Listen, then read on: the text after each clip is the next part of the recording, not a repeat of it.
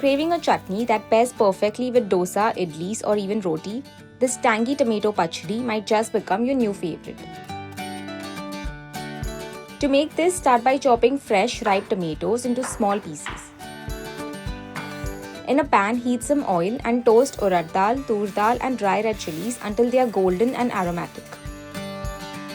Then add cumin seeds, whole garlic cloves, and the chopped tomatoes. Saute everything until the tomatoes break down and become soft and pulpy. Now let this mixture cool for a bit, then grind it into a smooth, rich paste.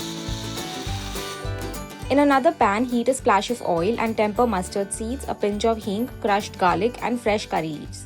Add in the ground tomato paste followed by turmeric and salt, and give this all a good stir to bring all the flavors together. Just when it's smelling irresistible, prepare a final sizzling tadka with some mustard seeds, curry leaves, and dry red chilies. Now pour this over the pachadi for that bold finishing touch.